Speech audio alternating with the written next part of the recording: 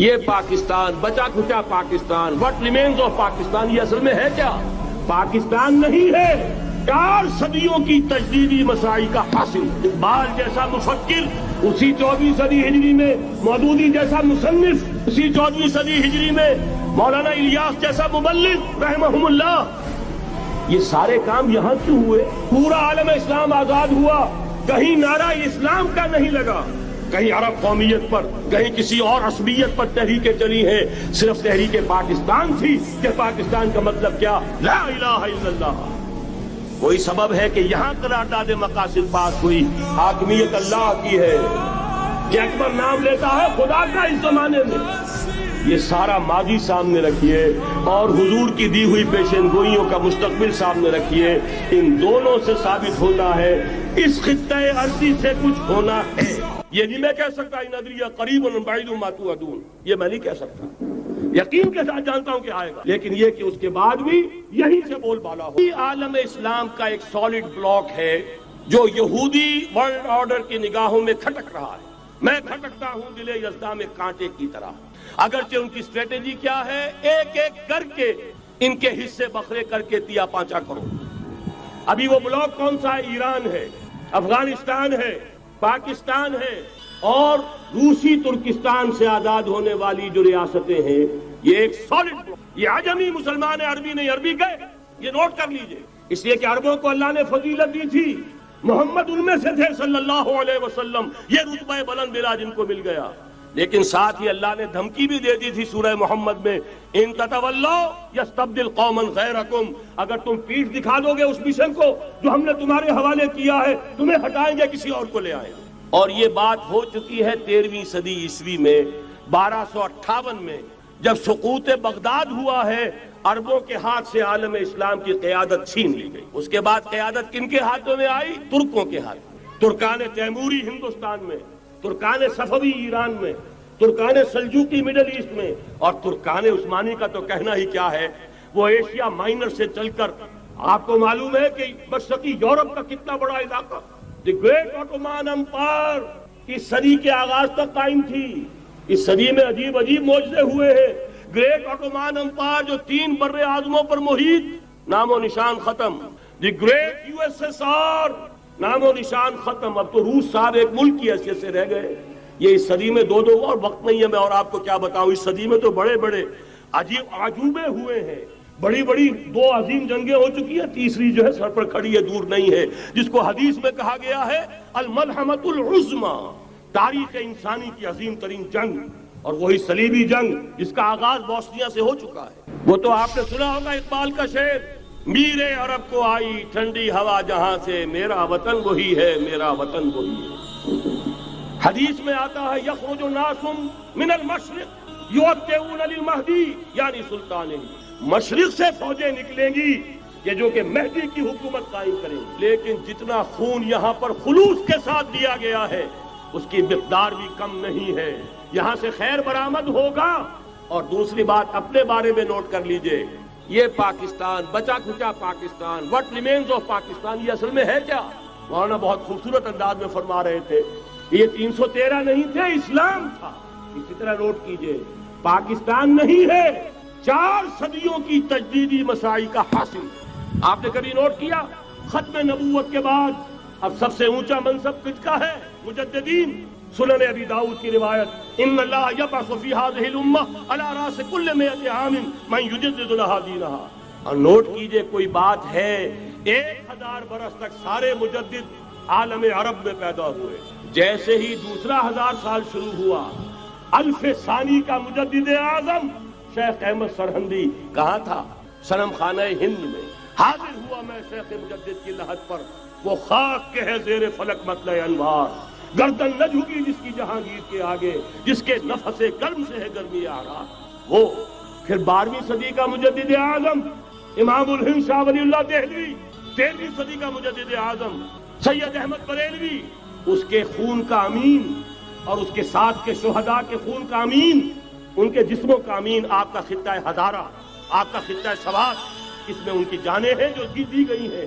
اور وہ نہایت میں آپ سے عرض کر دوں، دور صحابہ کے بعد اتنا خالص اسلامی جہاد پوری مسلمان تاریخ میں نہیں ملے گا جتنا وہ تحریک شہیدین کا۔ 14ویں صدی ہجری میں شیخ الہند جیسا مجاہد اعظم کہ انگریز نے گرفتار کر کے قید بھی کیا ہے، تو کہاں ہندوستان میں نہیں، کہاں جزیرہ سائرس، کیا نام تھا، مالٹا، جزیرہ مالٹا بحر روم میں اقبال کے نفس سے ہے لالے کی آگ تیز، ایسے غزل سرا کو چمن سے نکال دو، کہیں ہندوستان کی کسی جیل میں ہوا تو شاید اس کے نفس کی گرمی ہی سے کوئی حرارت پیدا ہو جائے۔ اور اسی صدی میں 14ویں صدی ہجری میں اقبال جیسا مفکر، اسی 14ویں صدی ہجری میں مودودی جیسا مصنف، اسی 14ویں صدی ہجری میں مولانا الیاس جیسا مبلغ رحمہم اللہ، عظیم شخصیتیں آج پورے عالم اسلام میں آپ کو تبلیغی دوست ملیں گے۔ یہ کہاں سے شروع ہوئی تحریک؟ دہلی کی ایک چھوٹی سی مسجد، وہ مسجد بنگلے والی اب تو بڑی عالیشان ہو گئی ہے، جب وہاں شروع ہوا تھا کام بڑی چھوٹی سی۔ یہ سارے کام یہاں کیوں ہوئے؟ پورا عالم اسلام آزاد ہوا، کہیں نعرہ اسلام کا نہیں لگا، کہیں عرب قومیت پر، کہیں کسی اور عصبیت پر تحریکیں چلی ہیں، صرف تحریک پاکستان تھی کہ پاکستان کا مطلب کیا، لا الہ الا اللہ۔ کوئی سبب ہے کہ یہاں قرارداد مقاصد پاس ہوئی، حاکمیت اللہ کی ہے کہ اکبر نام لیتا ہے خدا کا اس زمانے میں۔ یہ سارا ماضی سامنے رکھیے اور حضور کی دی ہوئی پیشن گوئیوں کا مستقبل سامنے رکھیے، ان دونوں سے ثابت ہوتا ہے اس خطۂ ارضی سے کچھ ہونا ہے۔ اگرچہ بھٹکے ہوئے ہیں لیکن کبھی بھولی ہوئی منزل بھی یاد آتی ہے راہی کو، اور بھٹکے ہوئے آہو کو پھر سوئے حرم لے چل، اس کی ضرورت ہے۔ مسلمان کو پھر اس کا مقصد یاد دلایا جائے۔ پاکستان اس لیے نہیں بنایا گیا تھا کہ ہمارے ہاں ٹاٹے اور برلے نہیں تھے تو ہمارے پاس اس کے بھی باپ وجود میں آ جائے، اس لیے تو نہیں بنایا گیا تھا۔ پاکستان اس لیے نہیں بنایا گیا تھا کہ جاگیرداروں کی جاگیرداریاں محفوظ ہو جائیں، پاکستان اس لیے تو نہیں بنایا گیا تھا۔ اور یہ کہ نمازیں اور مسجدیں تعمیر ہو جائیں، مسجدیں تو امریکہ میں تعمیر ہو رہی ہیں عالی شان سے عالی شان، اس لیے پاکستان نہیں بنا تھا۔ آج بھی مسلمان، میں معذرت سے عرض کر رہا ہوں مولانا سے، آج بھی بھارتی مسلمان کی ایوریج نمازی ہونے کے اعتبار سے پاکستانی مسلمان سے کہیں بہتر۔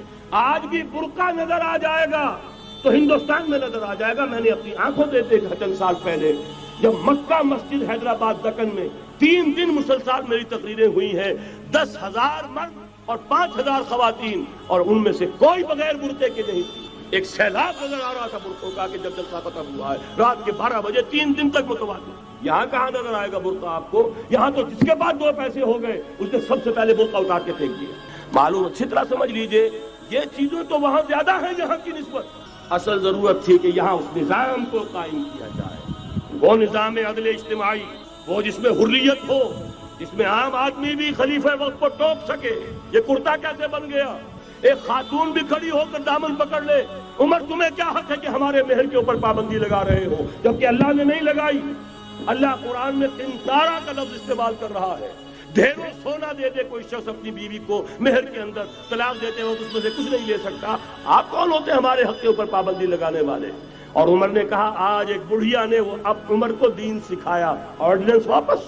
حضرت سعد بن ابی وقاص رضی اللہ تعالی عنہ جو فاتح ایران تھے، وہ گورنر ایسے نہیں بن گئے تھے ریوڑیاں بٹی ہو اور گورنری مل گئی ہو، وہ تو خود فاتح تھے ایران کے، اس لیے گورنر تھے۔ صرف ایک پرچہ پہنچا ہے بارگاہ خلافت میں، حضرت عمر فاروق کے پاس انفارمیشن آئی، سعد نے اپنے گھر کے باہر ڈیوڑھی بنا لی ہے اور ایک دربان کھڑا کر حضرت بلال کو بھیجا ہے رقعہ دے کر، اور یہ حکم تھا کہ بلال پہلے تو جاتے ہی ڈیوڑھی میں آگ لگا دینا، پھر یہ رقعہ دینا میرا۔ اور رقعے میں لکھا ہوا تھا اے سعد، لوگوں کو ان کی ماں نے آزاد جانا تھا، تم نے انہیں اپنا غلام کب سے بنا لیا ہے؟ یہ دربان کھڑے کر دیا اپنے آگے۔ وہ حریت، وہ مساوات کہ جا رہا ہو خلیفہ وقت اور چارج لینے جا رہا ہے بیت المقدس کا، کوئی ذاتی علاج کے لیے نہیں جا رہا، سیر و سیاحت کے لیے نہیں جا رہا، چارج لینے کے لیے بالکل سرکاری وزٹ ہے، آفیشل وزٹ ہے، اسٹیٹ وزٹ۔ اور حال کیا ہے؟ 700 میل کا فاصلہ طے کرنا اور ایک اونٹنی، کوئی انٹوریج نہیں، کوئی خدم و حشم نہیں، کوئی جمبو جٹ بھرے ہوئے نہیں، کچھ نہیں، ایک اونٹنی ایک خادم۔ اس ایک اونٹنی پر چونکہ راستے کا راشن بھی ہے لہذا 2 آدمی نہیں بیٹھ سکتے، ایک بیٹھ سکتا۔ ایک منزل خلیفہ وقت بیٹھا ہوا ہے اوپر اور خادم نکیل پکڑ کر چل رہا ہے، اگلی منزل خادم اوپر بیٹھا ہے اور خلیفہ وقت عمر بن الخطاب رضی اللہ تعالی عنہ اور وہ آگے آگے نکیل پکڑ کر چل رہے ہیں۔ یہ نظام چاہیے آج نوع انسانی۔ اس کے انتظار میں، اس کی تلاش میں نوع انسانی نے کتنے تجربے کر لیے، کیسی چھلانگیں لگائیں، ملوکیت ختم کی، آسمان سے گرا کھجور میں اٹکا، جمہوریت آئی نام نہاد، لیکن وہ سرمایہ دارانہ نظام بن کر آگے سے بڑھ کر لعنت بن گئی۔ پہلے جاگیردار مسلط تھا، اب سرمایہ دار اور کارخانے دار مسلط ہو گئے۔ اس سے نکلنے کے لیے زور لگایا، کمیونزم کی طرف گئے، چھلانگ لگائی، اب ایک پارٹی ڈکٹیٹر بن کر بیٹھ گئی۔ انسان رست از یک بند کا استاد در بندے دیگر، ایک چیز سے غلامی سے نجات پاتا ہے، دوسری میں پھنس جاتا ہے۔ اور کیوں؟ کہ وہ نظام عدل اجتماعی جو محمد عربی کو دے کر بھیجا گیا تھا، اس کے کسٹوڈین سوئے ہوئے، اس کے کسٹوڈینز کو اندازہ ہی نہیں۔ یہ نسخہ تو ہمارے پاس تھا، ہمیں عمل کرنا تھا اور دنیا کے سامنے پیش کرنا تھا۔ پاکستان بنایا اس لیے گیا تھا کہ ہم اس کا ایک نمونہ دنیا کے سامنے پیش کریں گے۔ قائد اعظم نے فرمایا تھا کہ ہم یہ چاہتے ہیں کہ پاکستان کی صورت میں، عہد حاضر میں، اسلام کے اصول حریت و اخوت و مساوات کا ایک نمونہ قائم کر کے دکھا۔ کہاں ہے وہ؟ بھٹک گئے، سو گئے۔ بہرحال اب بھی وقت ہے، جب تک سانس تب تک آس۔ میرے عزیز نے تو ڈرایا ہے اور صحیح ڈرایا ہے۔ اللہ تعالیٰ نے 25 برس انتظار کیا تھا، پہلے عذاب کا کوڑا پھر مارا ہماری پیٹھ۔ وَلَنُذِيقَنَّهُم مِّنَ الْعَذَابِ الْأَدْنَىٰ دُونَ الْعَذَابِ الْأَكْبَرِ، بڑے عذاب سے پہلے چھوٹا عذاب کا مزہ چکھائیں گے۔ لَعَلَّهُمْ يَرْجِعُونَ، شاید کہ لوٹ آئیں۔ وہ ہم سے 1000 میل کے فاصلے پر ہوا تھا، اگرچہ 93,000 ہمارا قلیل جوان، جن میں غالباً 43,000 فوجی، اور یہ کہ تقریباً اتنی تعداد میں جو غیر فوجی تھے، وہ اس ہندو کے غلام بنے، قیدی بنے، جن پر 800 برس تک، کہیں 600 برس تک، کہیں 1000 برس تک حکومت کی۔ اتنی بڑی شکست کا کلنک کا ٹیکا ہماری پیٹھ پر پڑا۔ پہلے عذاب کا کوڑا آ گیا تھا، 25 برس ہو گئے تھے، قمری حساب سے نوٹ کر لیجئے۔ یہ نہ سمجھیے 24.25 برس ہوئے تھے، 24.25 برس قمری حساب سے 25 برس تھے۔ اور اب نوٹ کر لیجئے، اگلے 25 برس کے پورے ہونے میں اگلے رمضان کی 27 تاریخ تک صرف مہلت ہے۔ نصف صدی پوری ہوا چاہتی، کوئی عجب نہیں اس عذاب الادنا سے بعد ہم جاگے نہیں، ہوش میں نہیں آئے۔ کوئی عجب نہیں کہ بڑے عذاب کا کوڑا ہماری پیٹھوں پر برسا۔ لیکن مجھے یہ یقین ہے، نوٹ کر لیجئے، اگر یہ دوسرا امکان ہو گیا، خدا نہ خواستہ اللہ کے عذاب کا کوڑا ہماری پیٹھ پر برسا، مجھے یقین ہے اللہ ہندوؤں کو مسلمان بننے کی توفیق دے گا، لیکن اسلام کا بول بالا اسی خطے سے ہوگا۔ تاریخ میں یہ ہو چکا ہے آیا فتنہ تاتار کے افسانے سے، پاسباں مل گئے کعبے کو صنم خانے سے۔ تاتاریوں کے ہاتھوں کروڑوں مسلمان قتل ہوئے، لیکن اسلام نے تاتاریوں کو فتح کر لیا، اور پھر اسلام کا مسلمانوں کا دوسرا دور عروج انہی تاتاریوں کی مختلف شاخوں کے تحت ہوا۔ وہ تاتاری ہی تو تھے، وہ سارے ہورس، ٹرکش ہورس، ترکان تیموری، ترکان صفوی، ترکان سلجوقی، ترکان عثمانی، وہی تو سٹاک تو وہی ہے آیا فتنہ تاتار کے افسانے سے، پاسباں مل گئے کعبے کو صنم خانے سے۔ اس لیے کہ حضور نے فرمایا مشرق سے ہوگا، جہاں سے فوجیں چلیں گی، تو کوئی عجب نہیں۔ بہرحال یہ 2 امکانات ہیں، لیکن اس کا فیصلہ تیرے ہاتھوں میں ہے، دل یا بدن، سیدھی بات۔ اگر تو اب بھی ہم ٹھیک ہو جائیں، جاگ جائیں، ہوش میں آ جائیں، قوم یونس کی طرح توبہ کر لیں، تو بغیر عذاب کے کوڑے کے رحمت خداوندی ہم پر سایہ کرے گی۔ اگر ہم نہ جاگے تو وہ عذاب کا کوڑا آئے گا۔ یہ نہیں میں کہہ سکتا ان ادری قریب بعید ما توعدون، یہ میں نہیں کہہ سکتا، یقین کے ساتھ جانتا ہوں کہ آئے گا، لیکن یہ کہ اس کے بعد بھی یہیں سے بول بالا ہوگا۔ اگر ہمارے ذریعے نہیں تو ان کے ذریعے سے جو ہمیں شکست دے کر پھر اسلام قبول کر لیں، لیکن کیوں نہ پہلے ہی راستے پر چل